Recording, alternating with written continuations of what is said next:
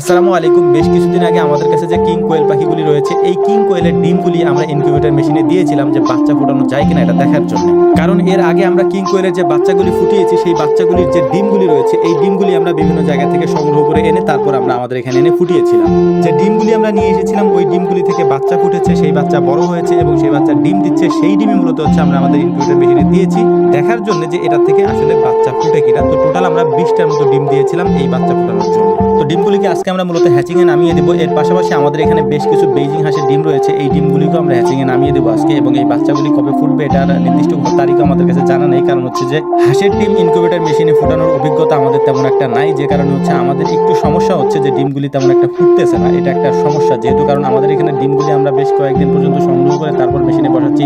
এইটা হয়তো কোনো প্রবলেম হইতে পারে। তো এটা সমস্যার সমাধান করার জন্য আমরা বেশ কিছু পদক্ষেপ নিয়েছি এবং সেই অনুযায়ী কাজ করতেছি, যেটা আমি পরবর্তীতে আপনাদেরকে দেখানোর চেষ্টা করবো ইনশাআল্লাহ। তো এই মুহূর্তে আমরা আমাদের যে কিং কোয়েলের ডিমগুলি ছিল, 20টার মতো কিং কোয়েলের ডিম আমরা দিয়েছিলাম, এই ডিমগুলি আমরা এখন হ্যাচিং মেশিনের মধ্যে দিয়ে দেবো এবং দেখার চেষ্টা করবো কয়েকদিন পরে বা 2-3 দিন পরে এখান থেকে কয়টা বাচ্চা আমরা পাই। এই ডিমগুলি হ্যাচিং এ দেওয়ার পর আমাদের বেশ কিছু কাজ রয়েছে, মানে এই কিং কোয়েল নিয়ে আমাদের বেশ কিছু কাজ রয়েছে। আমাদের এখানে প্রায় আরো 38টার মতো বাচ্চা আছে কিং কোয়েলের। এই বাচ্চাগুলি বেশ বড় হয়ে গিয়েছে, যদিও ওদেরকে রাখার মতো পর্যাপ্ত জায়গা আমাদের নেই, যে কারণে কিং কোয়েল রাখার জন্য আগেরবার যেরকম একটা সেটআপ আমরা করেছিলাম আমাদের এই খাঁচার মধ্যে, এবারও সেরকম একটা করে ফেলবো ইনশাআল্লাহ। এবং এর কয়েকদিন পরেই এটার জন্য আলাদা খাঁচা আমরা তৈরি করবো, যেটা আসলে আমরা সময়ের অভাবে করতে পারতেছি না। এর পরবর্তীতে এটার জন্য বড় একটা কলোনি আমরা তৈরি করে ফেলবো, অর্থাৎ এই কিং কোয়েলের জন্য এটার জন্য মূলত হচ্ছে আমরা বাচ্চা উৎপাদন করতেছি বেশি বেশি করে, আর এই বাচ্চাগুলিকে আমরা সংগ্রহ করে রেখে দিচ্ছি। প্রথমবার যখন আমরা কিং কোয়েলের ডিম এনে বাচ্চা ফুটিয়েছিলাম, তখন আমাদের 17টার মতো বাচ্চা ফুটেছিল। এই 17টা বাচ্চার মধ্যে আমাদের মাত্র 2টা মেয়ে পাখি রয়েছে। এই 2টা মেয়ে পাখি যে ডিম দিচ্ছে, ওই ডিমগুলি সংগ্রহ করেই মূলত হচ্ছে আমরা আমাদের ইনকিউবেটর মেশিনের মাধ্যমে বাচ্চাগুলি ফুটাচ্ছি আর কি। যদি ধরেন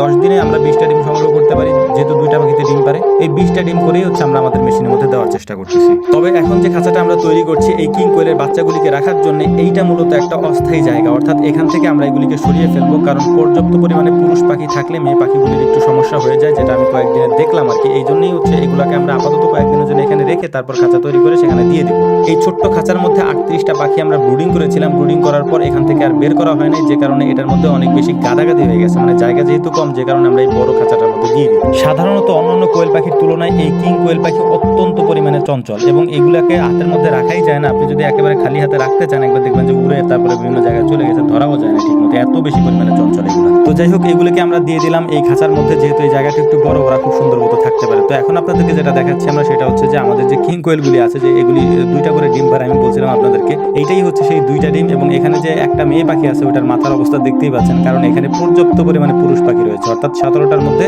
15টাই হচ্ছে পুরুষ পাখি, যে কারণে ওদের একটু সমস্যা হয়ে যাচ্ছে আর কি। তো যাই হোক, এর পাশাপাশি আমরা যে ডিমগুলি দিয়েছিলাম, এই ডিমগুলি থেকে 20টা ডিম থেকে 10টা বাচ্চা ফুটেছে আর কি। এর পাশাপাশি আমাদের যে হাঁসের বাচ্চাগুলি ছিল, বেজিং হাঁসের, সেখান থেকে বেশ কিছু বাচ্চা ফুটেছে আলহামদুলিল্লাহ। তো আমরা দেখার চেষ্টা করতেছি, পরবর্তীতে আপনাদেরকে এগুলো জানার চেষ্টা করবো ইনশাআল্লাহ। তো আমাদের জন্য দোয়া করবেন। আসসালামু আলাইকুম ওয়া রাহমাতুল্লাহ।